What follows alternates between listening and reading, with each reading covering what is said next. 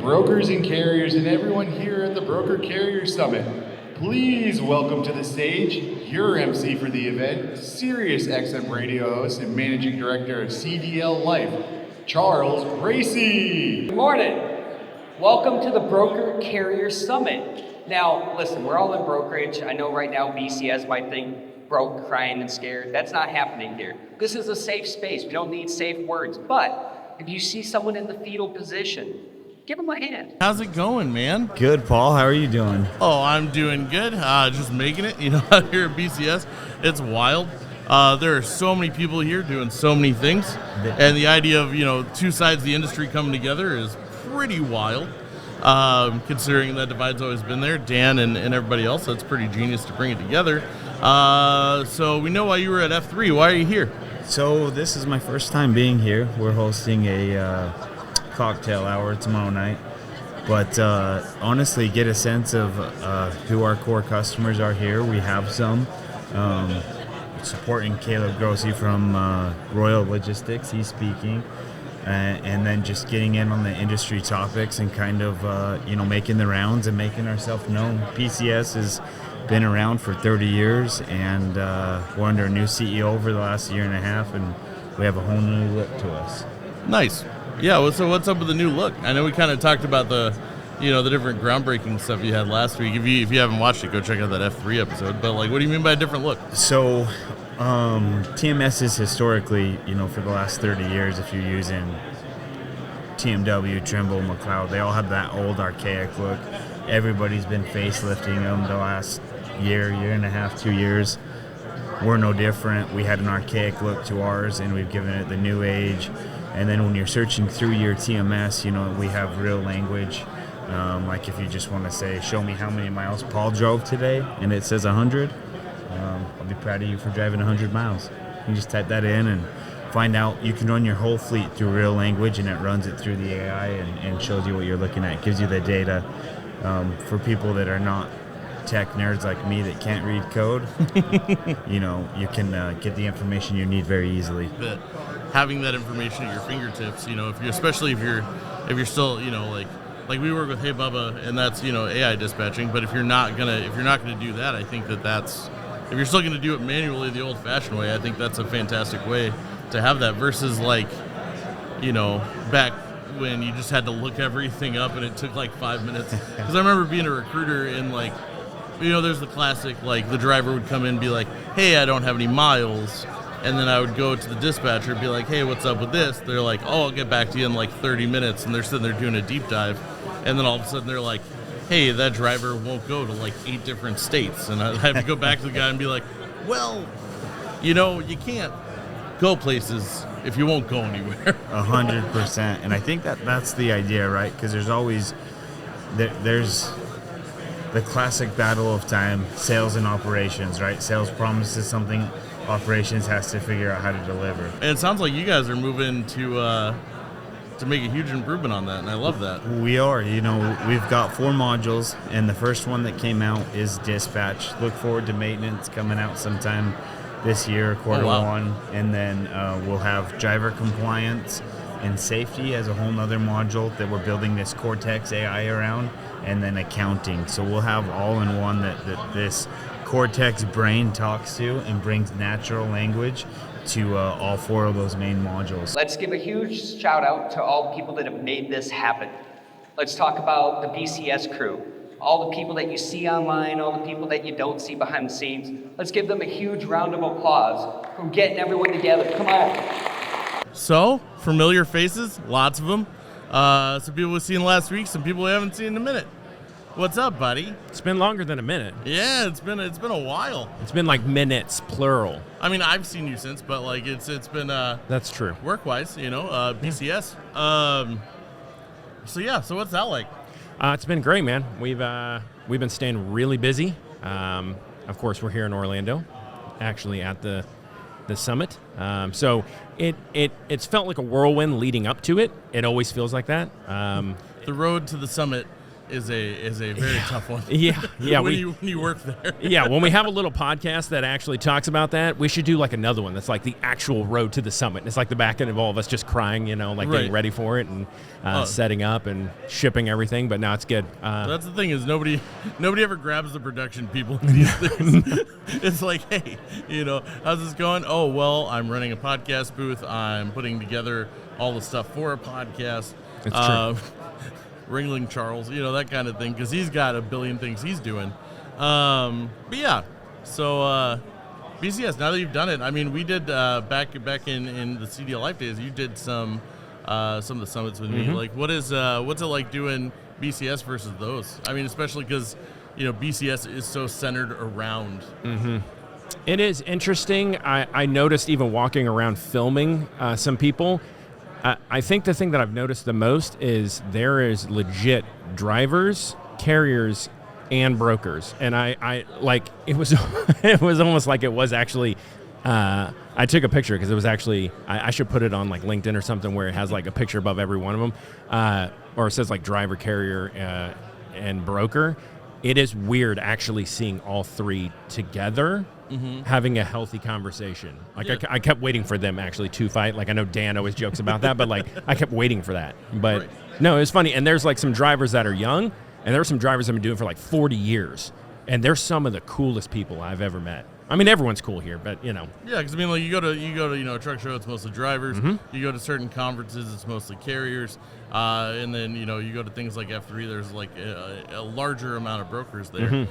So it is wild to see everything come together. And on top of that, like there's literally like there's sessions going on, but people are out here like working deals and like networking at the same time. It's crazy the emphasis that's put on that versus like the speakers. It's also interesting to see how people perk up when Charles stopped talking and they were able to come out and make connections and make money and stuff like that. They were real kind of quiet at the beginning. Granted, it was early in the morning, not at a lot of coffee. Charles was talking. I also heard he did some crowd participation at like 8:30 in the morning. He did. Wild. All right, now there is one other order of business. I'm going to need your help. So together, can we say make freight great again? Let's try it when I go like this. Ready? You guys need more coffee? One of our favorite, most longtime day one sponsors, also like a day one sponsor of the BCS. We got TAFS, an e-capital company. Ryan, good to see you. Good to see you. George, good to see you. Good to see you, Bob. This is your first time on the show. Would you like to introduce yourself? Sure. I'm Brooke O'Grady. Been with TAFS 10 years now. I'm Chief Operating Officer, so it's me against these sales guys. She tries to keep us in check. Yeah. So you're like the boss lady. No. I mean, I tell them that. Yes. Yeah. Yeah. But I mean like org chart, right? Because it's all business people on it. It's like org chart. Like, can you tell Ryan what to do? He doesn't report to me, but I do tell him what to do sometimes. That's fair. Yeah. That's fair. Yeah. I get that. Yeah. I get that. No, I don't do what she says to do. No, but she well, does I tell have me. to strategically ask him, right? Because he doesn't like being told what to do, so I have to really figure out how I'm going to word it to get the end result that I want. I get that. I feel like that's how I operate with Charles. Like in the org chart, Charles is not my boss, but he tries to tell me what to do, and I'm like, Right. That's a very good comparison. Yes, that is the same dynamic. But actually, most of the time, I end up listening. Again, that's the same dynamic. Yeah. Yep. But I like to pretend like I don't have to. BCS, like what? Why does it make sense to you guys to keep sponsoring it, to keep coming back? Obviously, there's a reason it's happened multiple times. Out of all the conferences we go to, the networking at this one is top notch. That's what this one's all about. So you can come, you can meet people from all different aspects of the industry, and you build a lot of connections. And what we look to do when we come here, factoring is something that carriers and our clients can find anywhere, but what other value can we give them? So what partnerships can we build that'll provide a value to a service that they need? Can we help them introduce them to a broker to help find freight? Can I introduce them to the right insurance partner, as insurance prices go up? So we really come here, network with a lot of different people from all life of, everything transportation, and try to provide that as a value to our clients. And there isn't a conference better than this one. It's been really popular to create a position of strategic partnerships. And a lot of companies are really bad at strategic partnerships, because it's one of those things. They're like, oh, you're blowing up right now. We just want to have our name attached to your name, and it's like, it's cool to see somebody that's actually going out and almost like, maybe not like quite the Miracle on 34th Street approach, but kind of like a, hey, we don't do that. Or maybe we like sort of touch it, but it's not our main thing. These people are going to give you the best experience, which then, I'm a big fan of, if you don't understand my problem, you're not going to be able to solve my problem. That's right. Like, it's not profit, it's not money. Like, we don't come to this for money's sake, right? Like you said, strategic partnerships. We're not coming to this for money. We come to this so that we can actually build a brand, build a relationship, and it's family and friends. Like our folks that we just met with earlier, like those are Ryan's long-time people. He's known this people for 10 years. And that's how you formulate, and that's why we come to these, because your gain out of this is familiarity and family. And that's the long game approach. So it's like, you're gonna do all these things, but what are you getting in the end of it? The end of it, you're getting friendships, you're getting handshakes. AI's taken over. Can we shake someone's hand and show that, hey, we are who we are? Well, and not even just from like a sales perspective. I mean, obviously, there is probably. I mean, we all work for businesses, but as valiant as that sounds, it's not. But that's the thing too. Is it's nice, because the rising tide lifts all ships, and the best part is like you said, long game too. Because at some point you're gonna need something, and if you've helped somebody out and you're like, oh, I need this. You can reach out, be like, hey, do you know a good person for X, Y, and Z? And they'll be like, oh, yeah, I got a guy. And then their guy's your guy. And then you're like, the web just grows. And you build that trust early, because a lot of our largest clients started as your 3-truck, 5-truck operations, and now are operating 100, 150, 200 plus trucks. So you build that trust early and that loyalty, because it is transportation and it is factoring, so we deal with people's money. So there are times that the relationship can get strenuous, but as long as they know that we're here with the right intentions and they can trust who they're dealing with, everything works itself out. And I love that. I mean, you guys are onto wild ideas, from the get-go, and you just jump on them, and most of the time it works out. So for instance, it's like the Broker Carrier Summit. It was a room full of people that everybody thought was going to fight, and now it's this, and it's super profitable. Or like our podcast, like, hey, we're going to go on, we're going to tell the whole industry, we're going to say all the quiet parts out loud, we're going to crap on everybody, but it's constructive criticism. We're going to provide solutions. And ever since then, I mean, we're pretty much one of the top shows on FreightWaves. Charles managed to get a serious show, which, I mean, is a lot of the snowball from this. You're the chief operating officer, so, I mean, I imagine you have a little bit to do with that mindset. For sure. I think it's really cool also being here and seeing some of our competitors, because we do have some great competitors and we do interact with them, and just seeing each other face to face, I think helps ease that tension. Like, hey, we're all here, like, we really have the same goal. And when we're dealing with funds and passing it back and forth between companies, it's a sensitive, subject. So I think it's great anytime we can be in front of our competitors to show, like, hey, there's times where you'll need us and we're going to need you. And it really allows us to have that human connection instead of just being behind a screen and emailing and I mean, it's 2025. Like, that's the one thing that we don't have is human connection. Yeah. What does that look like, though? Like, where are the boundaries with working with competitors? Like, how far does that go? I mean, I think it's important that we retain our clients as best as we can, and we make sure that we're servicing them at the highest level. We also understand different carriers are looking for different things, and different factoring companies are going to offer different things. So while we'd love to retain every single one of our clients, there are times where we do pass each other the clients just based off of needs, or it's the end of contract.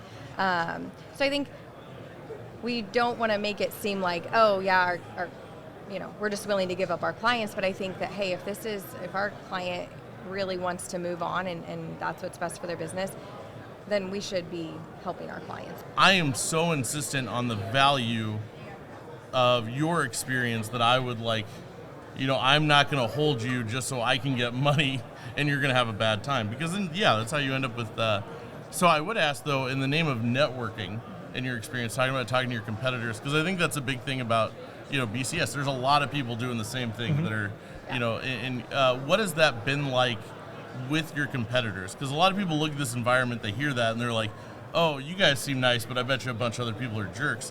What has the actual, interaction been with competitors here at BCS? I think it's been really positive. I mean, and I'm speaking from an operational standpoint, so it might be a little bit different from the sales side, right? Sometimes I feel that they can be a little bit more competitive. I think more operationally, we're dealing with, hey, this is a fact, here's contractually what's going to happen, and it's kind of black and white. But it's been really positive. It has, but competition's healthy. For sure. You want to have competition because it drives, me personally, it drives me to be better. If I know one of my competitors is offering something or doing something that way, or a client comes back to me and like, hey, I want to transition to another factor and here's why. Okay, what can I do to be better so that people are saying more of, hey, I don't want to leave TAFS or eCapital because, hey, they offer me this. So I want to be on that end. But competition's healthy. I mean, it's what makes everybody better. It's like the exit interview, right? You leave and you're like, okay, why are you leaving? But to actually put that into practice of, okay, we lost this client because of X, Y, Z, how do we put those things actually into practice versus just talking about them? The number one way we retain our clients is by being with them. We're genuinely good people, and I think they feel that and they see that and they trust that. Because a lot of factoring companies, we offer really similar things. So why would they stay with us? Right, and it's the relationships that we work really hard to build and be in front of, and because we care about them and their families. And it's also acting on it. Yeah. Because if you ask somebody like, hey, what's your opinion on this, or what do you need, and then you don't do anything about it, then it's like you just wasted even more of my time. Yeah. Right. So the fact that you guys do that, I love it, and it's great to see you out here because I don't know if we've ever actually met. I don't think we've met, but this is my third Broker Carrier Summit. You didn't see him in his chicken suit?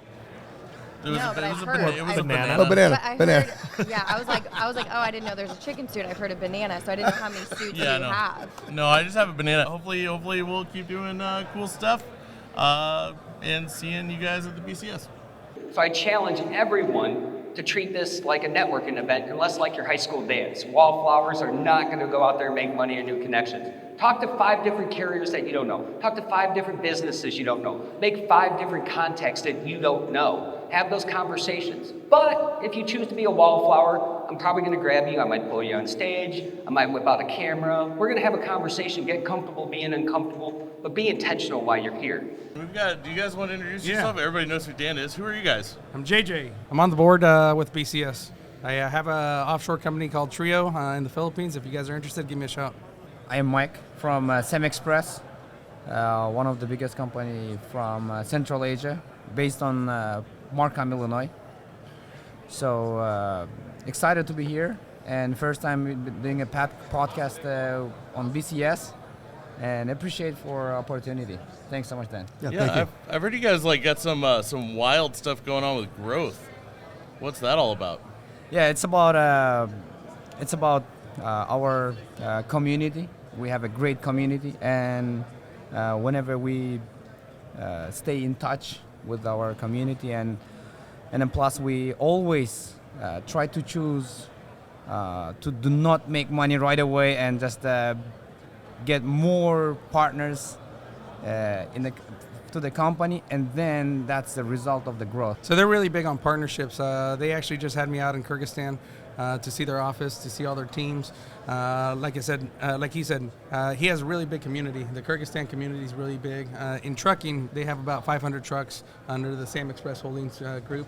They want to grow up to 1,000 trucks, but one of the biggest things that they're looking forward to is the relationships with their current customers and their future customers. So that's our biggest focus this upcoming year.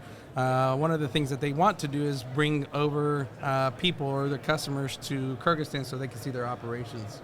So yeah, Dan, I think this speaks volumes to the just variety of people that end up coming to BCS. Yeah, absolutely.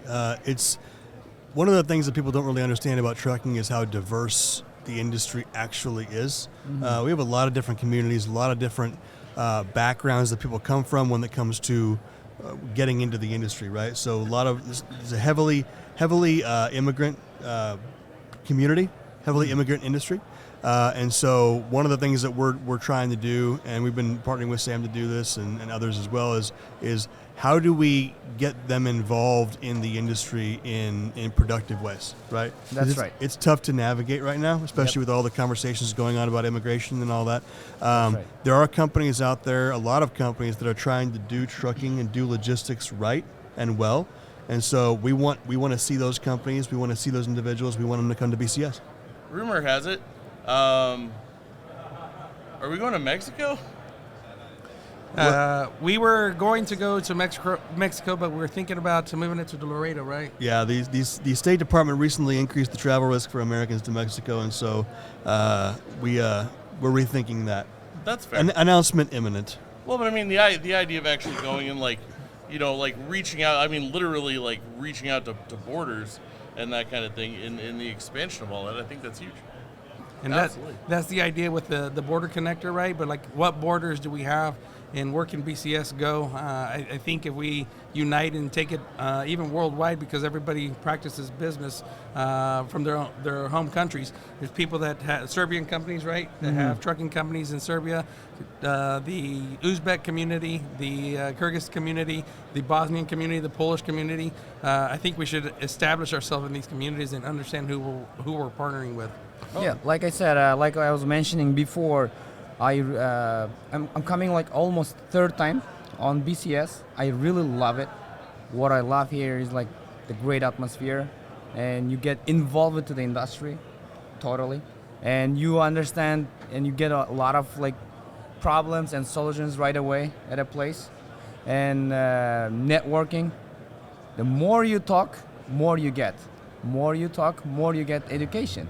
So every single new information is education for truck owners, and doesn't matter how many fleet they have.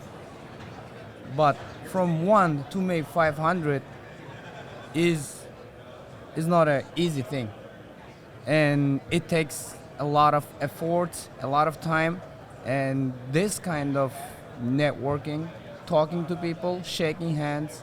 So this is one of the biggest opportunity for all truck owners. I want to say, just do it, and then it's gonna happen to all. Yeah. Definitely. What's been the most beneficial thing that you've gotten out of BCS? Experience, and for example, in a trucking, whenever somebody sees from outside, whoever not involved in trucking, they see you pick up a load, you deliver the load, that's it, you get payment.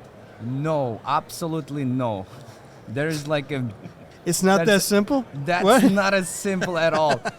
The same thing. We are thinking the brokerage also, they say from outside, right? So brokerage also easy, you get the customer, you sell the load to the trucker, you forget about. No, absolutely no. I'm sure that, because I don't know, but I'm sure it's not easy. That's why all the details you talk about here, all the people that involved with, you get experience from everyone, and you will be rich in your experience, and then you do it, and then it's gonna happen with your company as well. Yeah. So I was part of a company back in my day, and we went from 400 to 800 trucks in a relatively short amount of time, which that's an easier gap to fit than what you did. Yeah. 'Cause once you start, but I love that you led with culture, because that's the secret of how we did it. Yes. It was I actually turned the company slogan for a couple of years into "We give a shit." Yeah. I even got everyone who could fire me to say it on camera. That is the premise of it, and I think that's why I love BCS, because it's the same mentality. You go to a lot of conferences and it's oh, you're there to learn, you're there to get educated, which is a huge piece, but at the same time, they don't bring people together like what happens here, which is how you build those relationships. That's right. To implement that culture. Well, you think about culture too. Culture starts with your core values, and I know every culture is values driven. Whether it's a ethnic culture, whether it's a political culture, or whether it's a business culture or a company culture. Every company or every culture is values driven, and the values that drive BCS, we have three of our core values: intentionality, authenticity, and brand elevation. Everyone here is coming on purpose for a purpose to do business, and we encourage authentic conversations. Okay, there's a lot of conferences out there, a lot of things going on where, you know, even a lot of sales conversations people have where they're faking it, right? They're trying to be somebody other than themselves. We discourage that. We want you to bring your authentic self here and do business on purpose. And as a result, the brands that come, whether it's a sponsor or a carrier or broker or whoever, we want those brands to be elevated alongside BCS. I think what's happened, I've known the Sam Express for a long time. I used to be COO of TAFS, factoring company. I was chasing them. They didn't sign up with us, but I was chasing them. And then actually now I have a partnership with them. But now the partnership has now elevated to something bigger. So they started coming to the event, right? Now they're actually sponsors of the event. Yep, they're sponsoring our big Reload and the Rolling Party tonight. They actually sponsor this podcast. Yeah, they sponsor the podcast. So, but that's his belief, is developing those type of relationships where he now trusts the BCS enough to give him the money, right, to support and build a bigger movement. The BCS, for everybody that's out there that's listening, this is just the start. The first 3 years is just a start. The first 5 years is just a start. I want to see what it looks like in 10 years, and I want to say, hey, I was part of that. Now I want to say, hey, the partnerships have actually developed into something bigger. Once you get to 3 years, if you can get to 3 years, it's going to keep rolling. You know, at that point, you're established. And I think, I do think it'll be wild to look back, you know, especially people who come consistently. Like 10 years from now, the wild case studies you will probably have. We already had a carrier from our Indianapolis summit 6 months ago. They won a number of loads contracted with a broker. I think the total running count for the freight they've moved is over 3 million in contracted freight. At 400 loads a month. 400 loads a month, and they're still going strong. That's a case study in success. That's a case study in intentionality, coming to an event on purpose, for a purpose, and then just having real conversations. I had a conversation with a company in Fort Worth at our event last fall. They were broke. They actually called us and asked, hey, can we get a free ticket? Our company's about to close. We really need some help. They came. I didn't see them the entire time. I found out later I didn't see them the entire time because they had their days stacked with meetings. And they showed up in Indianapolis and said, hey, coming to the BCS in Fort Worth saved our business. We are profitable now. They showed up with purpose. Yeah, they did. And they won the day. And won the day. And I'd also think there's a level of authenticity to have that kind of vulnerability to be like, hey, we're going to go under. Right. You know, so that's the authenticity and the intentionality. And I mean, that's a good brand story if you used it. And one more thing I want to add here is like person to person, face to face is always the top. Always. So business doesn't make on emails or calls. The best business is face to face with cup of tea. Yes. Or coffee. Coffee. Or in these days, coffee. I'll say a beer. Well, if everybody wants to go through and say where everybody can find you, the best way to get in contact with you, so that way if they see this, maybe you can even connect more. You could give me a shout at 913-523-5737. I don't mind sharing my phone number. Whether I answer or not, that's up to me. Yeah, you can find me on brokercarriersummit.com, bcsfreightnetwork.com, our Freight Talk Media Group as a podcast that I host. It is the Freight Talk or the Freight Break podcast. Also, you can find me on LinkedIn and all the socials. So I'm not going to give out my phone number because I'm going to give it to up. you guys. That's great. Yeah, about us, we have samexpress.com, and this is our website, and we have social media, Facebook, Instagram, LinkedIn, all Sam Express. So we are based on Markham, Illinois. We literally last year we purchased a great building, and which gives a lot of opportunity to our drivers. And always, our office is like almost 24/7 open. So you can find me over there from 9 a.m. until 11 p.m. every single day. So Dan and I got to see the office, right? I will say this: if you are a broker, or if you in any way, shape, or form want to do business with Sam Express, do yourself a massive favor. Go and see their office Go to their space. office. They have everything from a full-service kitchen/restaurant to a fantastic gym. They have a basically what is a hotel for your drivers. Hotels, yes. You want to look at a company's operation that really communicates that they care for the quality of their drivers' lives, the quality of their people's lives. I mean, hats off. You guys, that's a fantastic facility you guys have. Thanks so over much. Only at the BCS, you should be here, but if you're not, you're probably not making money either. See you later.